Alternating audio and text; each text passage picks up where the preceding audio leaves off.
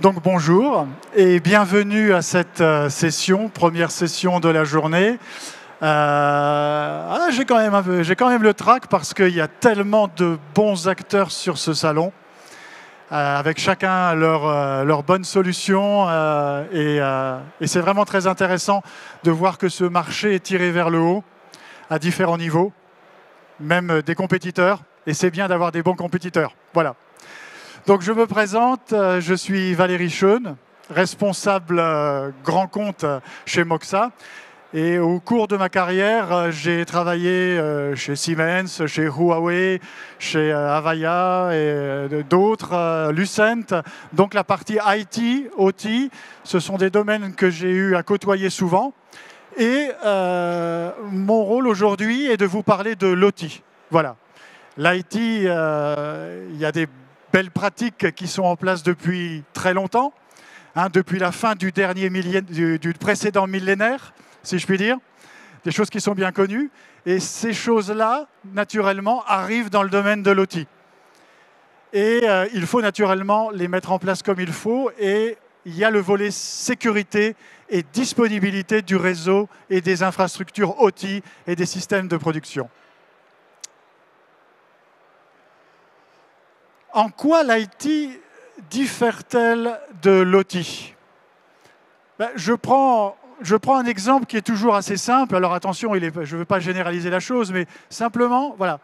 Imaginons que je reçoive un mail à 11h51 aujourd'hui, me demandant de faire quelque chose. Bon, très bien. Je le fais, je l'exécute.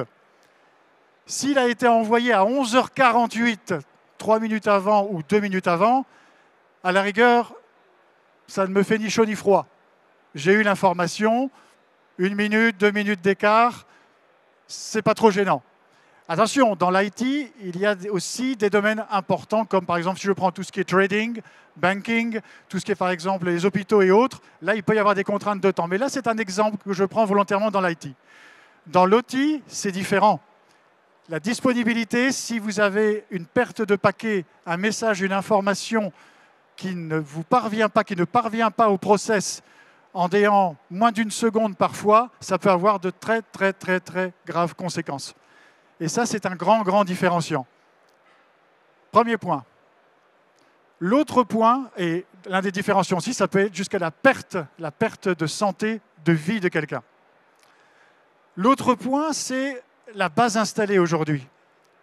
Dans l'OT, vous avez souvent dans le domaine industriel des automates qui sont très anciens.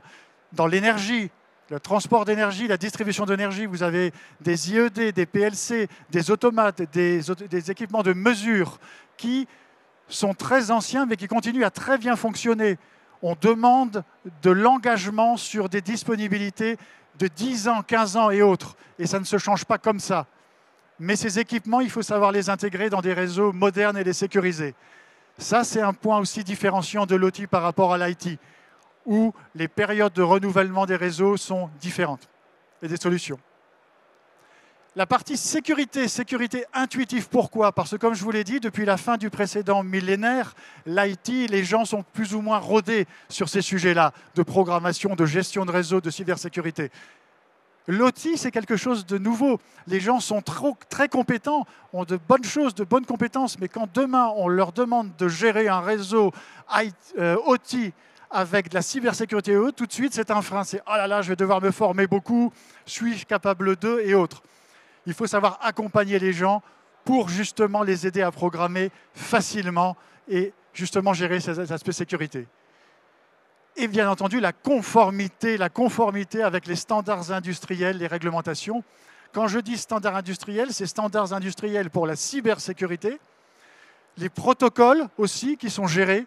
Les protocoles dans le domaine OT sont différents des protocoles IT.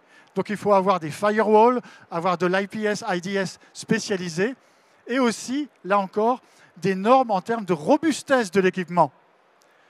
Il y a sur ce salon de très très bons fournisseurs de solutions software ou autres, dans le domaine naturellement de l'IT, de l'OT aussi, mais la portabilité de ce software, de ces firmware sur du hardware, si ce hardware placé dans un contexte industriel, eh bien, tilt si vous voulez, toutes les heures ou ne supporte pas une immunité électromagnétique suffisamment forte ou a des ventilateurs ou ne tient pas du moins 45 plus 70 degrés, vous avez beau avoir un super software dessus, un super IPS, IDS ou quoi que ce soit, ça ne servira à rien parce que l'équipement sera en fait en rade.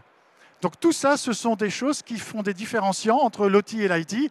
Et Moxa, clairement, est un des constructeurs mondiaux qui a cette capacité. Et justement, avec notre partenaire Sphinx, notre distributeur européen, on va pouvoir en discuter un peu plus. Voilà la direction sur la gauche où Moxa clairement va en termes de constructeur. Tout d'abord, la sécurité centrée sur la disponibilité. Alors, disponibilité, c'est par exemple les protocoles de cicatrisation, d'autocicatrisation. Je veux dire par là, le RSTP ou le STP, ce n'est pas suffisant. On est dans un monde où il faut aller bien au-delà du 50 millisecondes en recovery time, parfois même avec des protocoles PRP, HSR dans le domaine de la transmission, distribution d'énergie de 0 millisecondes. Ça, c'est notre domaine, il faut être capable de le faire. Ensuite, la résilience intrinsèque, c'est quoi? C'est répondre à des normes. Une des normes, un des standards cybersécurité, c'est la 62443-4-2 ou -4-1. Moxa est certifié 2. -4-1, la société suit des best practices dans la manière de concevoir ses produits et de les produire. Et les équipements sont certifiés -4-2. Ça, c'est important. Et aussi Security Level 2. Vous pouvez faire un sondage à droite et à gauche. Il n'y a pas beaucoup de constructeurs dans l'OT qui sont Security Layer 2. C'est justement pour mettre en avant des choses qu'on aimerait discuter, partager avec vous. Et Moxa se met en ordre de bataille sur tous ces sujets, déjà aujourd'hui, avec des outils de monitoring, avec des certifications, avec des IPS, IDS, des firewalls, avec des équipements durcis, avec des protocoles de cicatrisation, j'en parlais, des outils de segmentation, des outils de reporting, bref, toute une panoplie de solutions qui ont déjà été déployées et sur lesquels nous pourrons échanger, bien entendu, après, sur notre stand.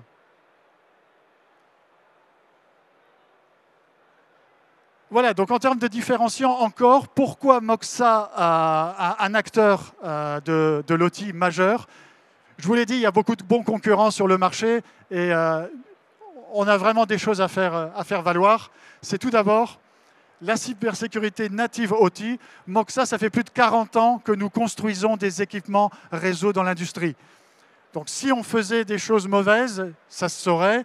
On travaille dans le ferroviaire, dans l'énergie, dans le oil and gas, dans la marine, dans le factory automation. Donc n'hésitez pas, on a cette expérience et ça, on a la gamme de produits qui est certifiée, qui répond à ces normes EN, IEC, ATEX, j'en passe et des meilleurs. Un autre point qui est important, c'est qu'au niveau cybersécurité, nous sommes aussi pertinents. Pourquoi? Parce que nous sommes une autorité, justement, officielle de numérotation des vulnérabilités. Alors vous allez me dire, c'est pompeux comme terminologie, mais ça veut tout dire. Ça veut dire qu'aujourd'hui, dans le monde, il y a à peu près une centaine d'entreprises qui ont le droit de numéroter ce genre de choses et de fournir, notifier des patchs en cas de vulnérabilité ou quoi que ce soit. Donc, et quand je parle de 100 entreprises plus ou moins, c'est la grande majorité de ces entreprises sont dans l'IT. Dans l'OT, on est l'un des rares constructeurs capables de fournir ce genre de services. Et puis les certifications, comme je vous le disais, -4-2, -4-1 au niveau entreprise, sur un portfolio qui est très large. Aujourd'hui, Moxa, c'est plus de 3000 part numbers dans le domaine des communication, traitement de données dans le domaine de l'industrie. Aujourd'hui, je ne connais pas un constructeur qui ait justement un portfolio aussi large. Donc n'hésitez pas à nous challenger.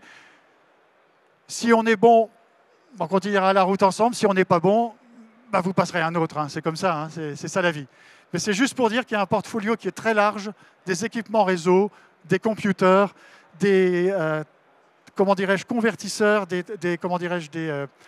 traducteurs de protocoles, bref, un portfolio assez fort. Ça fait beaucoup d'informations, c'est sûr, mais voilà une pyramide. J'en ai vu beaucoup des pyramides dans ce salon. C'est vrai que ça illustre assez bien les choses. Mais là, c'est juste une petite image des différentes solutions que Moxa peut proposer avec Sphinx. Et on peut embrasser différents niveaux dans l'organisation, l'architecture d'une entreprise. La partie terrain, Edge Layer, où on va pouvoir connecter des équipements terrain. Alors, quand les équipements sont tout neufs, IP ready, là, il n'y a aucun problème. Mais je parlais du legacy, de l'héritage, des choses que les entreprises ne peuvent pas changer comme ça du jour au lendemain. Eh bien, on a différents convertisseurs de protocoles et autres qui vont pouvoir le gérer.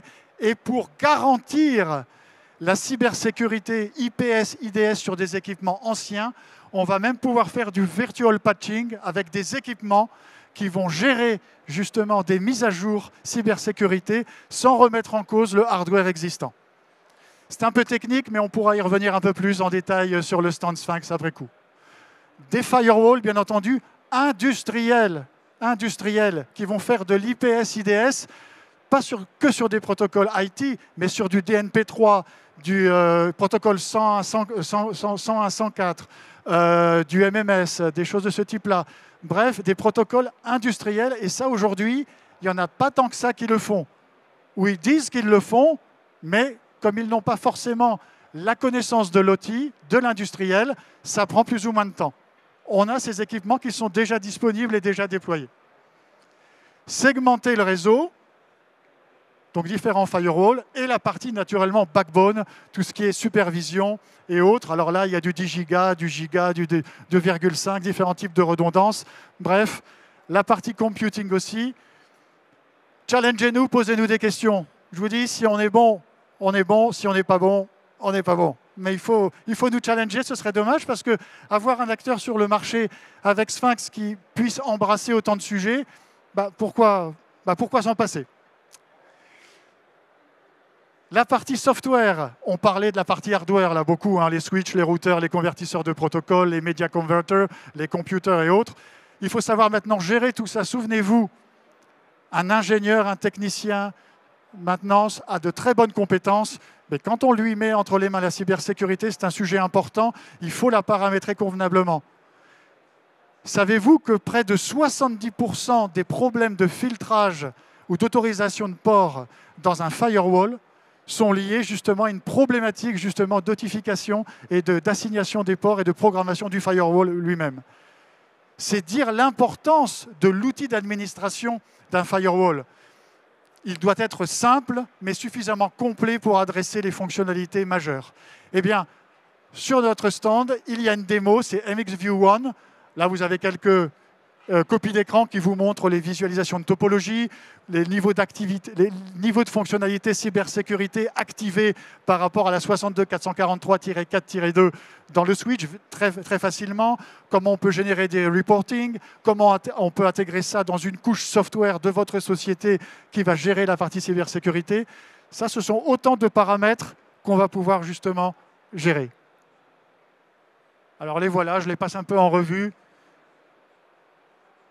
Pour terminer, ce que je dirais, c'est passons à un cas de figure précis. L'énergie, mais ça peut être le ferroviaire, ça peut être le process automation et autres. Qu'est-ce que vous avez ici? Vous avez différents niveaux de production d'énergie. Donc là, vous avez la partie générateur, la partie distribution, la partie ici plutôt énergie pour les data centers. Eh bien, pareil, on a la possibilité de raccorder ces équipements sur un réseau fiable, à très forte disponibilité, au travers d'un hardware à très forte disponibilité, et naturellement, ramener tout ça sur un réseau de supervision, là aussi, toujours très disponible, avec une disponibilité en cas de coupure de l'anneau inférieure à 50 millisecondes.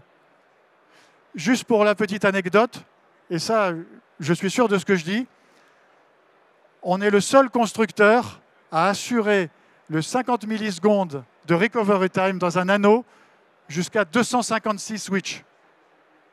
Ça a été testé, c'est prouvé, c'est pas moi qui l'ai dit, c'est comme ça. Et croyez-moi, il n'y en a pas un sur le marché qui est capable de le faire. Alors vous allez me dire, 256 switches dans un anneau, j'en connais pas beaucoup. Je connais certains gros intégrateurs dans le domaine de l'énergie où arriver à 50-60 switches, ça peut arriver. Et quand on peut se dire, je sais que si le lien tombe eh bien, entre le head et le tail de l'anneau, j'ai moins de 50 millisecondes de recovery time, ça aide. Et après, il y a des protocoles PRP, HSR, 0 millisecondes qui permettent de faire ça. C'est des sujets qu'on a avec les grands ISO et DSO en France. Il n'y en a que 2, donc c'est facile comment dirais-je, à identifier les sujets. Donc là, pareil, voilà, comment, par des équipements qui sont certifiés 62 443-4-2 pour le hardware et -1 pour l'entreprise. Voilà. Après de la redondance en termes de réseau et le monitoring. Voilà. Eh bien, je pense que tout doucement, nous allons arriver à la fin du temps qui m'est imparti. J'espère que je n'ai pas été trop barbant. Ce que je peux vous dire, c'est que voilà, ça fait beaucoup de choses, beaucoup d'informations. Ici, c'est vraiment un très très beau salon avec plein de bons acteurs. On a tous à y gagner, à justement creuser ces sujets-là. Avec Sphinx, Moxa serait ravi juste à côté. Vous voyez, c'est le stand là juste à côté, avec mon collègue Benjamin, qui est là d'ailleurs, qui est prêt à attendre et à accueillir tout le monde, et puis mes autres collègues aussi, Renaud, et puis Pierre-Jean. Et puis aussi, j'ai oublié le nom, la personne du marketing aussi. Voilà, merci. Et puis Grace aussi, naturellement, de Moxa, qui est venue aussi nous aider. Donc on est là pour vos questions, pour vous accueillir, pour voir les choses fonctionner. Parce que nous, ce n'est pas juste, allez, on pose un device off, inerte. Ah oui, c'est un switch. Ah oui, c'est un switch. OK, c'est un switch. C'est gentil. Bon, nous, les nôtres, ils fonctionnent. Il y a une démo. Un petit peu ce que je vous ai dit, le monitoring. Vous allez voir si j'ai menti ou pas, si c'est compliqué ou pas à monitorer. Ce qu'on peut faire aussi en matière de cybersécurité. Et puis, voilà, je vous souhaite plein de bonnes choses. Merci beaucoup de votre intérêt. Et puis, je vous souhaite un très, très bon salon. Et si on a la chance de pouvoir discuter dans les semaines, mois, années à venir, ce sera avec plaisir, vous jugerez. Merci beaucoup.